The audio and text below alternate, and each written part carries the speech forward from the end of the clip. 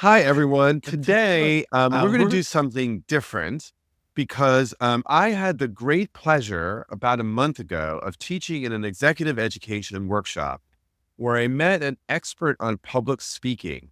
And in talking to him, I realized there's so this. much of a connection between negotiation and public speaking. And somehow I persuaded him to join me for a fun interview where he's going to share with us some tidbits on all things public speaking.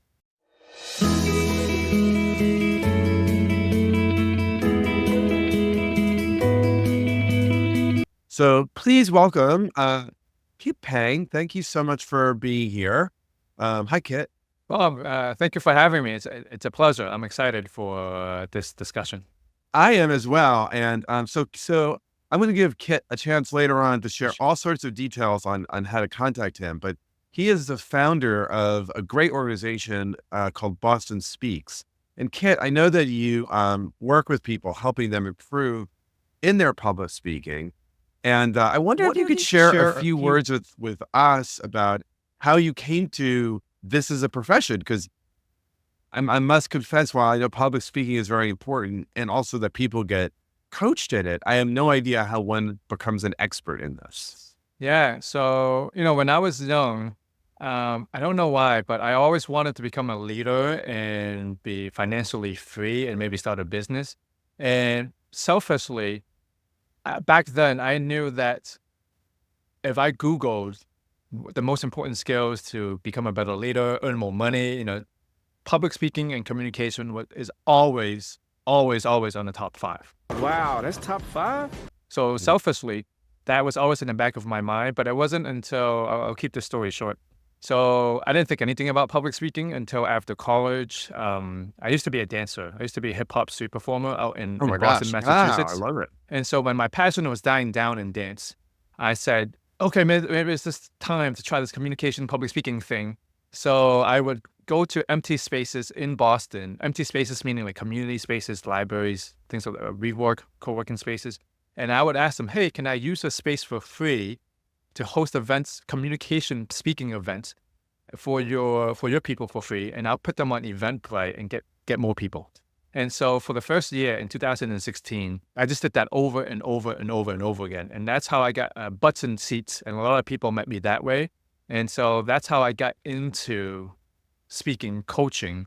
And, luckily, people saw me. I started becoming a Harvard Business School public speaking coach, became a TEDx speaker coach, got into TEDx, worked with wonderful organizations. And then that's basically how I got started with communication. I love it. Coaching. It's such a great, amazing story of just being entrepreneurial and determined and persistent. And maybe this leads to very nicely of the question that I would love to get your thoughts on, because when I, and you know this from our conversations outside of this particular YouTube, but I define negotiation as any communication designed to influence or persuade someone. And when I think of public speaking, I kind of always think of it as some effort to influence or persuade, and therefore as very connected to negotiation. But I'm curious kind of how you think of purposes or kind of base form of what is public speaking for you. Sure. So, if this was the black and white definition, there's one-on-one communication, group communication, public speaking. So if there's a black and white definition, it would be you're speaking to more than 3 to 4 people in a group, and you're either doing a presentation or you're standing up. That's the official term for public speaking. However, I want to wrap it to this though. I usually ask people, what do you think is the number one job for a speaker? Tell me. And actually, what would you say? I would say somehow to communicate some idea or to a proposition, an idea, a person, a message, I would say to persuade in some way. Yeah. And I think that's one of the good and maybe bad sides to it, because everyone has a different definition to that response. Some people might say to get a message across. Some people to say to speak more clearly. Some people to say to inspire. Some people to motivate. However, if we ask that same question, what's the ultimate job for a basketball player? Most people would say, put the ball in the basket. Yeah. Or we say, what's the ultimate job for a doctor? Most people would say, to heal or save people. However, when it comes to the ultimate job for a speaker, most people have many different definitions. So I would like to wrap that definition around you are helping people make a decision. Yeah. Interesting. Yes. I love that. I love that. Well, and I think that's very connected in my mind to influence and persuasion. It's so interesting. So many questions I want to ask you, but maybe could I ask you what you see as maybe the 1 or 2 or 3 common misassumptions that people have about what constitutes effective or good public speaking? Sure. And later on, I want to tie this back to public speaking anxiety. Great. So most people believe that in our society, a speaker must be confident. They can't be nervous. They have to be articulate. They just can't speak what's on their mind. They have to say no filler words. They have to be polished. They have to have good delivery, eye contact, body language. They have to be able to be, again, like articulate, and they're able to have that influential skill. Do you have that skill set? Everything that I'm talking about, I don't think people need at all. I think everyone has this definition of this norm that they have, which actually gives people more speaker anxiety because people feel like they have to uphold this image of a speaker.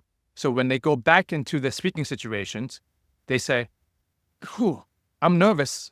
I'm not like those other good speakers who are confident. There must be something wrong with me. Or those other speakers, they seem so articulate, but I'm speaking all over the place.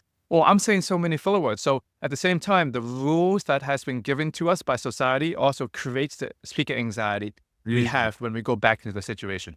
Yeah. I think that's highly resonant for me. I mean, I know that for me as a speaker, I always feel a little bit of nervousness, and I like that. Nervous.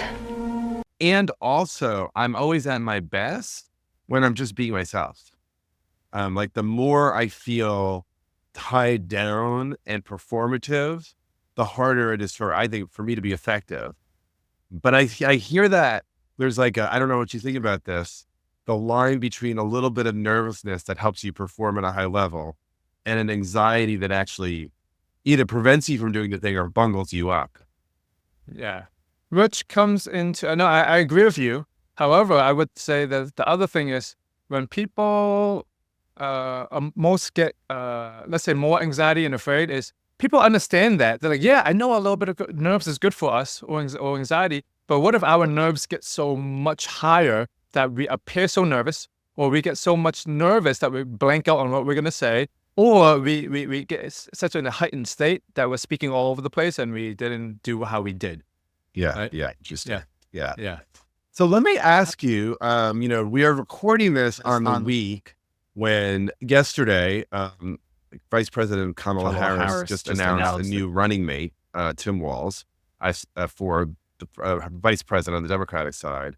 And we finally have kind of four candidates for the two parties. I don't think we have time for me to hear your thoughts on all four of them, but I'd be curious if I could ask you, I'm going to start with Donald Trump. If you were to give him kind of two coaching points on how to improve as a better speaker, what would you say? Yeah. Well, actually, I'm going to be completely honest with you, Bob. I don't watch any politics at all. Oh, okay. Oh my gosh. No wonder why you're saying. I mean, if I don't, yeah, I'm just going to be honest. I don't watch any of it at all. Yeah. Well, that's fine then. I won't ask these questions. It's very interesting for me as a negotiation person, and I see these candidates, right? Their job when they're speaking is an act of negotiation because they're trying to persuade people to vote for them, right?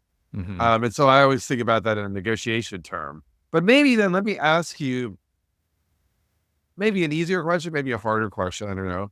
But, my audience here is primarily a negotiation and conflict resolution audience. If you had to convey kind of the top 3 most key important things that they should think about in preparing for public speaking, what advice would you give them? Sure. I'm speaking in terms of also persuading others. When it comes to public speaking or presenting, number one, the biggest reasons why people still have objections to your beliefs is that you don't include the objections throughout the presentation as your main content. A second one is most people, they go for comments like, wow, Bob, you're such a good storyteller. Wow, you're such a good speaker. I would rather you go for comments like, wow, Bob, when you spoke public speaking wise, it felt like you were just saying how I was thinking and saying how I was feeling out loud. It seems like you were saying my thoughts for me better than I could myself. How did you know me so well? It seems like you're speaking about my situation better than I know it myself. Huh, wow. So, okay, that would be the second thing. And the third thing I would say is knowing how to just adapt to different communication styles within your audience. You know, like some people are more direct, some people like more detail, some people want to build more relationships. So knowing how to adapt to different communication styles. And I'm going to say this one last thing. I don't think it's about being clear or being concise at all. Rather, it's knowing how to get through to people. Yeah. So when I say, a lot of people that come to me and they say, okay, I just want to be more clear and concise. And I say, what if you're very clear? Let's say my point is cats are better than dogs because they're less fussy and they can just leave, you can leave cats in the house all day long. I'm very clear about my point, but me being clear doesn't mean you have to believe me at the end of the day. Yeah. So you can be clear, but are you getting through to the other side? Yeah. Yeah. I mean, such a highly resonant thing to say in a negotiation space, right? Because in the negotiation space, we always say that the best negotiators understand what the world looks like from the person they're trying to communicate with, like who the audience is. And, and it doesn't matter if you have the right answer. It doesn't matter if most people in the world would agree, for example, whatever, the cats are better than dogs. What matters is your audience. Like, how are they seeing things? So I love that connectedness. You know, on my channel here, one of my purposes is to really increase people's curiosity about all sorts of topics. And I'm hoping that we've done that a little bit here on public speaking. But if folks want to learn more about you and about public speaking, tell them all where they should go. Yeah, just go to bostonspeaks.com, speak with an S, bostonspeaks.com. That's the place. Great. And you have a YouTube channel too, don't you? Yeah, this is YouTube. Same exact name, Boston Speaks on YouTube. Great. Kit, this was so fun having you here. I've already learned a lot, and you've increased my own interest in learning more about public speaking. And instead of just kind of randomly figuring out on my own, I think I'm going to do some more reading and actually watching some of your channels. So thank you so much for joining me. Yeah, thanks, Bob, for having me today. Okay. Bye, everyone. See you next time. Okay, it's not difficult to keep watching. Click, click.